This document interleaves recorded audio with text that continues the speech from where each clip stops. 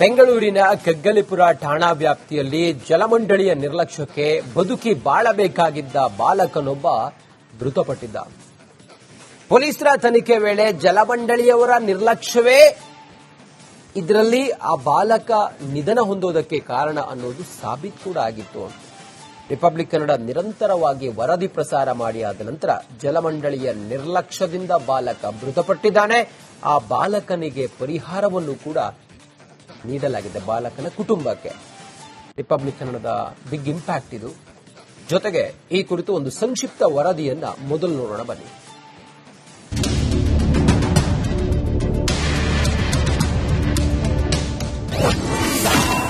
Republic ವರದಿ ಬೆನ್ನಲ್ಲೇ ಎಚ್ಚೆತ್ತ ಜಲಮಂಡಳಿ.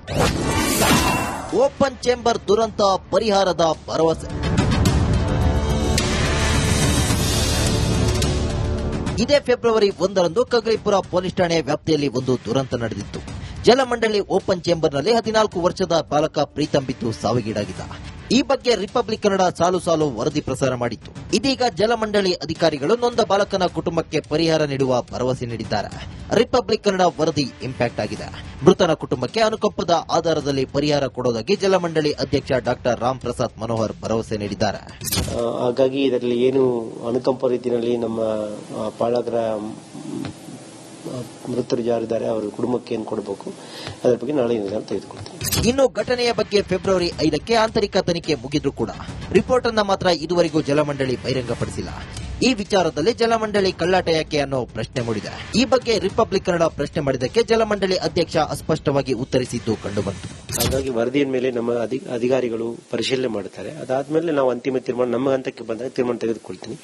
ನೀವು ಏನು ಹೇಳ್ತೀರಾ ಅದರ ಬಗ್ಗೆ ತೀರ್ಮಾನ ತೆಗೆದುಕೊಂಡು ತಮಗೆ ತಿಳಿಸ್ತೀನಿ. ಜಲಮಂಡಳಿಯ ಓಪನ್ ಚೇಂಬರ್ಗೆ ಬಿದ್ದ ಪ್ರಕರಣ ಸಂಬಂಧ ತನಿಖೆ ಮಾಡುತ್ತಿರುವ ಕಗ್ಗಲಿಪುರ ಪೊಲೀಸರು ಇದೀಗ 3ರನ್ನ ಆರೋಪಿಗಳನ್ನಾಗಿ ಮಾಡಿ ನೋಟಿಸ್ ಜಾರಿ ಮಾಡಿದ್ದಾರೆ.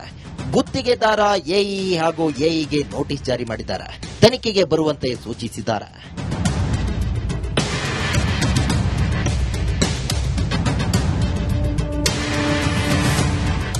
ಒಟ್ಟಿನಲ್ಲಿ ರಿಪಬ್ಲಿಕ್ ಕನ್ನಡ ವರದಿ ಇದೀಗ ಮೃತನ ಕುಟುಂಬಕ್ಕೆ ಆಸರೆಯಾಗ್ತಿದೆ. ನಿರ್ಲಕ್ಷ್ಯ ತೋರಿದ ಅಧಿಕಾರಿಗಳಿಗೂ ನಡುಕ ಶುರುವಾಗಿದೆ. ಎಲ್ಲಿಯವರೆಗೂ ಅಧಿಕಾರಿಗಳು ಬೇಜವಾಬ್ದಾರಿಯಿಂದ ವರ್ತಿಸುತ್ತಾರೋ ಅಲ್ಲಿಯವರೆಗೆ ಜವಾಬ್ದಾರಿಯುತ ಮಾಧ್ಯಮವಾಗಿ ರಿಪಬ್ಲಿಕ್ ಕನ್ನಡ ಪ್ರಶ್ನೆ ಮಾಡುತ್ತಲೇ ಇರುತ್ತೆ. ಸತ್ತಾರ್ ಮೆಟ್ರೋ ಬ್ಯೂರೋ, ರಿಪಬ್ಲಿಕ್ ಕನ್ನಡ. ಬೆಂಗಳೂರಿನ ಕಗ್ಗಲಿಪುರ ಠಾಣಾ ವ್ಯಾಪ್ತಿಯಲ್ಲಿ ಜಲಮಂಡಳಿಯ ನಿರ್ಲಕ್ಷ್ಯಕ್ಕೆ ಬದುಕಿ ಬಾಳಬೇಕಾಗಿದ್ದ ಬಾಲಕನೊಬ್ಬ ಮೃತಪಟ್ಟಿದ್ದ. ಪೊಲೀಸರ ತನಿಖೆ ವೇಳೆ ಜಲಮಂಡಳಿಯವರ ನಿರ್ಲಕ್ಷ್ಯವೇ ಇದರಲ್ಲಿ ಆ ಬಾಲಕ ನಿಧನ ಹೊಂದೋದಕ್ಕೆ ಕಾರಣ ಅನ್ನೋದು ಸಾಬೀತು ಕೂಡ ಆಗಿತ್ತು. ರಿಪಬ್ಲಿಕ್ ಕನ್ನಡ ನಿರಂತರವಾಗಿ ವರದಿ ಪ್ರಸಾರ ಮಾಡಿ ಆದ ನಂತರ ಜಲಮಂಡಳಿಯ ನಿರ್ಲಕ್ಷ್ಯದಿಂದ ಬಾಲಕ ಮೃತಪಟ್ಟಿದ್ದಾನೆ. ಆ ಬಾಲಕನಿಗೆ ಪರಿಹಾರವನ್ನು ಕೂಡ ನೀಡಲಾಗಿದೆ ಬಾಲಕನ ಕುಟುಂಬಕ್ಕೆ. ರಿಪಬ್ಲಿಕ್ ಕನ್ನಡದ ಬಿಗ್ ಇಂಪ್ಯಾಕ್ಟ್ ಇದು. ಜೊತೆಗೆ ಈ ಕುರಿತು ಒಂದು ಸಂಕ್ಷಿಪ್ತ ವರದಿಯನ್ನ ಮೊದಲು ನೋಡೋಣ ಬನ್ನಿ.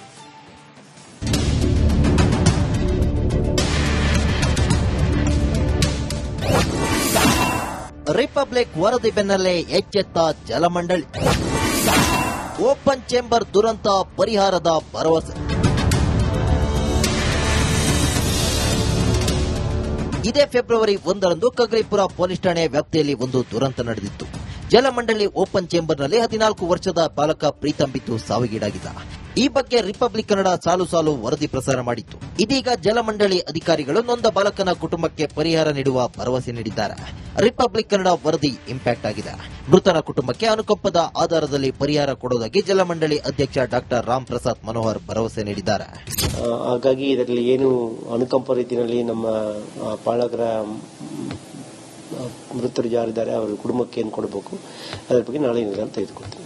ಇನ್ನು ಘಟನೆಯ ಬಗ್ಗೆ ಫೆಬ್ರವರಿ 5ಕ್ಕೆ ಆಂತರಿಕ ತನಿಖೆ ಮುಗಿದ್ರೂ ಕೂಡ ರಿಪೋರ್ಟ್ ಅನ್ನ ಮಾತ್ರ ಇದುವರೆಗೂ ಜಲಮಂಡಳಿ ಬಹಿರಂಗಪಡಿಸಿಲ್ಲ.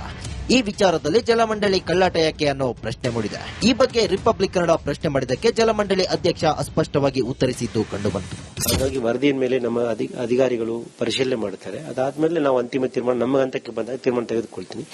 ನೀವು ಏನು ಹೇಳ್ತೀರಾ ಅದರ ಬಗ್ಗೆ ತೀರ್ಮಾನ ತೆಗೆದುಕೊಂಡು ತಮಗೆ ತಿಳಿಸ್ತೀನಿ. ಜಲಮಂಡಳಿಯ ಓಪನ್ ಚೇಂಬರ್ಗೆ ಬಿದ್ದ ಪ್ರಕರಣ ಸಂಬಂಧ ತನಿಖೆ ಮಾಡುತ್ತಿರುವ ಕಗ್ಗಲಿಪುರ ಪೊಲೀಸರು ಇದೀಗ 3ರನ್ನ ಆರೋಪಿಗಳನ್ನಾಗಿ ಮಾಡಿ ನೋಟಿಸ್ ಜಾರಿ ಮಾಡಿದ್ದಾರೆ. ಗುತ್ತಿಗೆದಾರ ಎಇ ಹಾಗೂ ಎಇಗೆ ನೋಟಿಸ್ ಜಾರಿ ಮಾಡಿದ್ದಾರೆ. ತನಿಖೆಗೆ ಬರುವಂತೆ ಸೂಚಿಸಿದ್ದಾರೆ.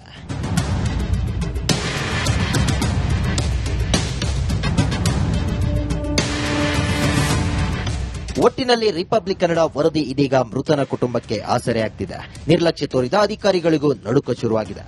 ಎಲ್ಲಿಯವರೆಗೂ ಅಧಿಕಾರಿಗಳು ಬೇಜವಾಬ್ದಾರಿಯಿಂದ ವರ್ತಿಸ್ತಾರೋ ಅಲ್ಲಿಯವರೆಗೆ ಜವಾಬ್ದಾರಿಯುತ ಮಾಧ್ಯಮವಾಗಿ ರಿಪಬ್ಲಿಕ್ ಕನ್ನಡ ಪ್ರಶ್ನೆ ಮಾಡುತ್ತಲೇ ಇರುತ್ತೆ.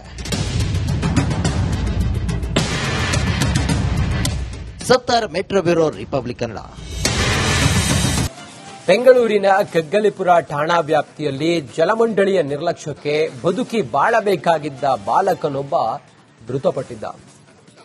ಪೊಲೀಸರ ತನಿಖೆ ವೇಳೆ ಜಲಮಂಡಳಿಯವರ ನಿರ್ಲಕ್ಷ್ಯವೇ ಇದರಲ್ಲಿ ಆ ಬಾಲಕ ನಿಧನ ಹೊಂದೋದಕ್ಕೆ ಕಾರಣ ಅನ್ನೋದು ಸಾಬೀತು ಕೂಡ ಆಗಿತ್ತು.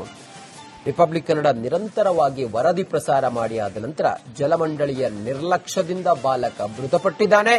ಆ ಬಾಲಕನಿಗೆ ಪರಿಹಾರವನ್ನು ಕೂಡ ನೀಡಲಾಗಿದೆ ಬಾಲಕನ ಕುಟುಂಬಕ್ಕೆ. ರಿಪಬ್ಲಿಕ್ ಕನ್ನಡದ ಬಿಗ್ ಇಂಪ್ಯಾಕ್ಟ್ ಇದು. ಜೊತೆಗೆ ಈ ಕುರಿತು ಒಂದು ಸಂಕ್ಷಿಪ್ತ ವರದಿಯನ್ನ ಮೊದಲು ನೋಡೋಣ ಬನ್ನಿ.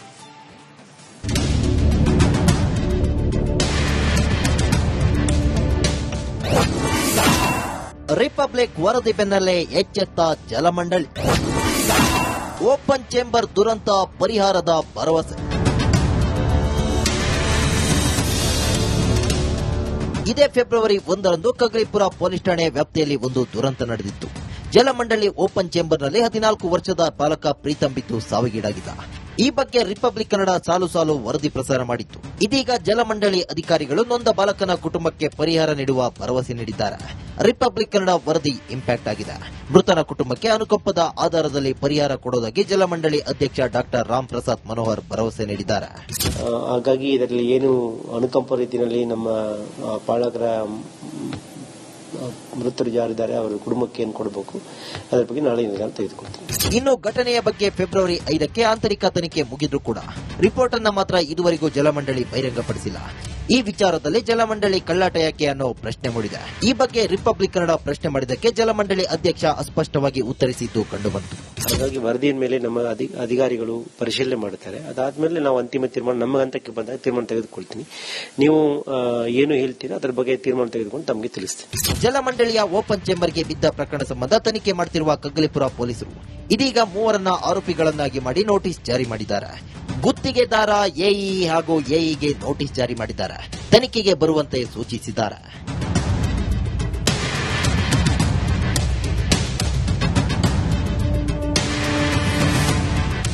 ಒಟ್ಟಿನಲ್ಲಿ ರಿಪಬ್ಲಿಕ್ ಕನ್ನಡ ವರದಿ ಇದೀಗ ಮೃತನ ಕುಟುಂಬಕ್ಕೆ ಆಸರೆಯಾಗ್ತಿದೆ. ನಿರ್ಲಕ್ಷ್ಯ ತೋರಿದ ಅಧಿಕಾರಿಗಳಿಗೂ ನಡುಕ ಶುರುವಾಗಿದೆ. ಎಲ್ಲಿಯವರೆಗೂ ಅಧಿಕಾರಿಗಳು ಬೇಜವಾಬ್ದಾರಿಯಿಂದ ವರ್ತಿಸ್ತಾರೋ ಅಲ್ಲಿಯವರೆಗೆ ಜವಾಬ್ದಾರಿಯುತ ಮಾಧ್ಯಮವಾಗಿ ರಿಪಬ್ಲಿಕ್ ಕನ್ನಡ ಪ್ರಶ್ನೆ ಮಾಡುತ್ತಲೇ ಇರುತ್ತೆ. ಸತ್ತಾರ್ ಮೆಟ್ರೋ ಬ್ಯೂರೋ, ರಿಪಬ್ಲಿಕ್ ಕನ್ನಡ. ಬೆಂಗಳೂರಿನ ಕಗ್ಗಲಿಪುರ ಠಾಣಾ ವ್ಯಾಪ್ತಿಯಲ್ಲಿ ಜಲಮಂಡಳಿಯ ನಿರ್ಲಕ್ಷ್ಯಕ್ಕೆ ಬದುಕಿ ಬಾಳಬೇಕಾಗಿದ್ದ ಬಾಲಕನೊಬ್ಬ ಮೃತಪಟ್ಟಿದ್ದ. ಪೊಲೀಸರ ತನಿಖೆ ವೇಳೆ ಜಲಮಂಡಳಿಯವರ ನಿರ್ಲಕ್ಷ್ಯವೇ ಇದರಲ್ಲಿ ಆ ಬಾಲಕ ನಿಧನ ಹೊಂದೋದಕ್ಕೆ ಕಾರಣ ಅನ್ನೋದು ಸಾಬೀತು ಕೂಡ ಆಗಿತ್ತು. ರಿಪಬ್ಲಿಕ್ ಕನ್ನಡ ನಿರಂತರವಾಗಿ ವರದಿ ಪ್ರಸಾರ ಮಾಡಿ ಆದ ನಂತರ ಜಲಮಂಡಳಿಯ ನಿರ್ಲಕ್ಷ್ಯದಿಂದ ಬಾಲಕ ಮೃತಪಟ್ಟಿದ್ದಾನೆ. ಆ ಬಾಲಕನಿಗೆ ಪರಿಹಾರವನ್ನು ಕೂಡ ನೀಡಲಾಗಿದೆ ಬಾಲಕನ ಕುಟುಂಬಕ್ಕೆ. ರಿಪಬ್ಲಿಕ್ ಕನ್ನಡದ ಬಿಗ್ ಇಂಪ್ಯಾಕ್ಟ್ ಇದು. ಜೊತೆಗೆ ಈ ಕುರಿತು ಒಂದು ಸಂಕ್ಷಿಪ್ತ ವರದಿಯನ್ನ ಮೊದಲು ನೋಡೋಣ ಬನ್ನಿ.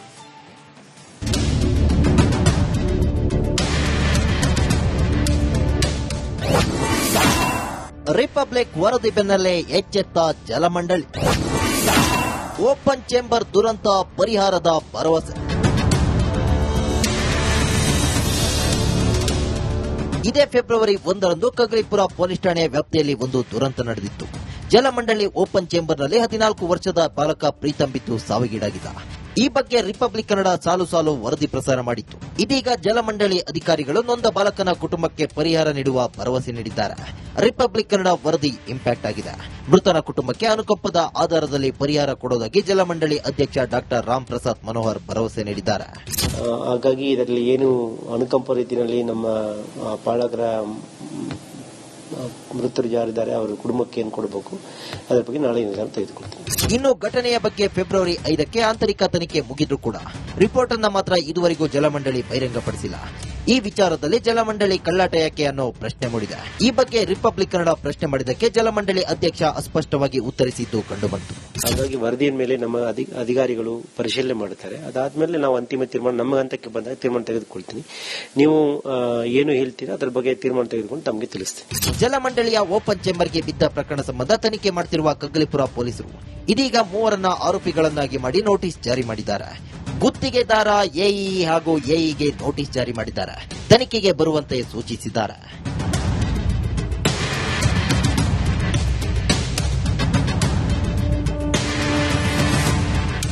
ಒಟ್ಟಿನಲ್ಲಿ ರಿಪಬ್ಲಿಕ್ ಕನ್ನಡ ವರದಿ ಇದೀಗ ಮೃತನ ಕುಟುಂಬಕ್ಕೆ ಆಸರೆಯಾಗ್ತಿದೆ. ನಿರ್ಲಕ್ಷ್ಯ ತೋರಿದ ಅಧಿಕಾರಿಗಳಿಗೂ ನಡುಕ ಶುರುವಾಗಿದೆ. ಎಲ್ಲಿಯವರೆಗೂ ಅಧಿಕಾರಿಗಳು ಬೇಜವಾಬ್ದಾರಿಯಿಂದ ವರ್ತಿಸ್ತಾರೋ ಅಲ್ಲಿಯವರೆಗೆ ಜವಾಬ್ದಾರಿಯುತ ಮಾಧ್ಯಮವಾಗಿ ರಿಪಬ್ಲಿಕ್ ಕನ್ನಡ ಪ್ರಶ್ನೆ ಮಾಡುತ್ತಲೇ ಇರುತ್ತೆ. ಸತ್ತಾರ್ ಮೆಟ್ರೋ ಬ್ಯೂರೋ, ರಿಪಬ್ಲಿಕ್ ಕನ್ನಡ.